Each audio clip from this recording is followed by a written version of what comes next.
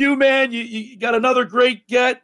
Who's he going to be rooting for today? Jonathan Hayes, not only did he had a 12-year career playing tight end for the Chiefs and Steelers, he also coached the Cincinnati Bengals. So where's he going to I don't know. We're going to have to ask him. All right, let's go to the Maserati, the Mainline Sports Hotline, and welcome into the locker room a 12-year veteran in the NFL with the Steelers and Chiefs. Jonathan Hayes joins us this morning. What's up, Hayes? Good morning, gentlemen. Good morning. Hey, thanks for joining us. I know Billy. He's out coaching out in California. He's the All-Star game. Yeah, that's a great venue. Not only that, national championship coach for the Oklahoma Sooners in 2000. Yeah, he was with Oklahoma with Stoopsy. You played with Bob, didn't you? I played with Bob, Mike, and Mark was a freshman when I was a senior. Okay. Yeah, Jonathan, we're glad that you joined us today. I was curious when Q and I were talking during the week. I said it's funny you play for the Chiefs, you coach the Bengals. Who are you rooting for today? I want to see a great game. I'm going to give you the blanket statement. I want to see a great game. I hope both teams show up, play well. They both got great quarterbacks that can extend the play. They're both, and obviously Patrick's been there several times. Joe's starting to come into his own. He just has to not play hero ball and allow those weapons he has to take effect. And I think that both these teams are ready for the challenge. It'll be a very interesting game. I think the thing we'll miss the most is that we have to look at early is how the defense settle in, how quickly they settle in and make a play. Yep, exactly. And if they can keep the big chunk plays to a minimum, and that's going to be key for both their defenses. So, and obviously turnovers are going to play a huge part in the effectiveness of the game.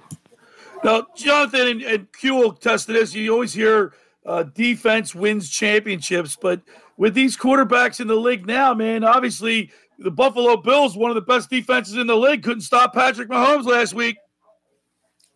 Yeah, a couple things kind of went sideways.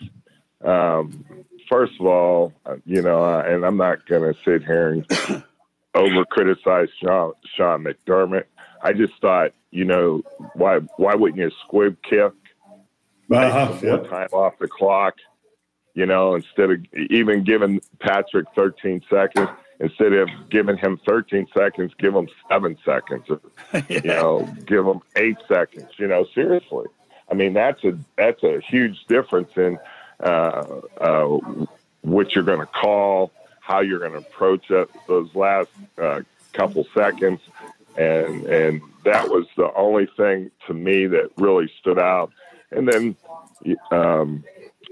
someone had to show up and make plays. Coaches can call as much as they want, but the players got to play. And, no one stood up and made a play defensively.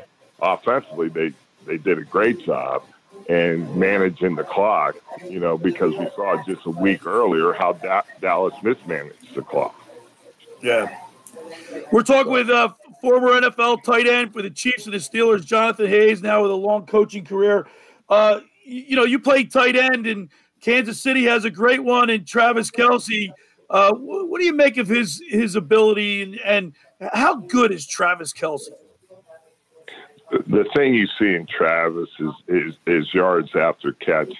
Obviously, he's one of the best once he gets the ball in his hands to make big plays. He does a great job with that. He does an excellent job of having a good feel for the zones. And quite frankly, he's such a superior athlete in what he does. It allows him, he has a mismatch. If they put a linebacker out there on him, he's going to run away from him. If they put a safety on him, he can use that big body and overpower. So, you just got to kind of pick your poison. Then you have those guys on the outside that can run and truly, it's hard to decide what you're gonna pick, what poison you want to pick to try to stop them. Yeah. Jonathan, you kind of started the whole tight end trend at Iowa, and then we've had great. Iowa's like known for tight end U now. All these great tight ends coming out. Yeah, I mean, you really did it, and the way the athletes are with tight end, it's a nightmare with because they're matching up against a smaller safety or a Mike linebacker that's not able to run with them. And just explain how you see the game has changed with these athletes and the personnel groupings that are in. Well, when I came into the league, it was all, you were considered more of a blocker than a weapon down the field. Let's be honest, and I understood that. It's like I tell these kids, I'm coaching out here in the NFL PA game, and I tell them, I said, guys, I was a ham and egger. I said, but the key was, I said, I understood what I needed to do to sustain my career. But nowadays, they all think that they're Travis Kelce. And I try to make them understand that, hey, you all have a place in this league if you're willing to understand and accept your role. That doesn't mean you can't expand your role. That means you just got to learn to accept your role. And once they do that, then, they'll be good. But the other part is obviously because of the rules, the way defenses are can't chuck and can't, after 5 yards and all those things. Now you want to have an elusive, a hybrid type guy, a big guy can run, that can be physical, but yet run away from people. And that's where offenses are going to now, because let's be honest, one, there's the 5 yard rule, but after 5 yard rule, there's no one hitting you the way that I used to get hit running down the middle of the field. Dennis Smith broke my ribs when I was playing against Denver, and the launching rule and all that came in effect eventually from all these plays that the NFL used to sell called the hit reel, and they were like huge collisions. And that used to be every year. I mean, I used to watch, I used to love it. I used to buy, I asked my dad and mom to buy me those things because it was awesome to watch. But now, they obviously we found out it's not as good for you as we thought. Yeah, the game has definitely changed between the hit, Jonathan, and then remember we were in training camp for 5 weeks, 6 hours on the field a day. Yeah. Now these guys put pads on 1 day a week. It's right. A totally different game. Right. Hey, Jonathan, how much coach? And I was on, and Brad, I was in training camp for 6 weeks. Thank you. I was. Hey, Jonathan, how much coaching goes on in these the NFLPA, Senior Bowl? You get these seniors come in. They're obviously trying to impress the scouts. But how much coaching is going on in one of these type events? Oh, quite a bit. We have our game plan meetings, and we're installing every day, and and obviously I'm calling I'm the offensive coordinator in this game, so I'm trying to make sure I put enough out there so that they have success. But I also want them to, and I want to make sure I have enough so I can call and give them chances to make plays. But also I don't want to overwhelm them. Yeah, and so they've done an excellent job because you got to put it all together. Here's the thing. Number one, most of these quarterbacks have never been under center. So the scouts want to see them take a snap from under center. So, we worked on that a lot. a lot this week. And then a lot of these backs have never played from the eye. They just played from gun unless they're in pistol, So, we were exposing them to things that they're going to have more, have to be able to do more in the NFL than they have done in college. So those are the things that were fun for us to get them exposed to these different things, allow them an opportunity to show the scouts that they are capable of doing it. And to be quite honest, just to challenge them mentally to see how much they can absorb and then go out on the field and then show they can do it.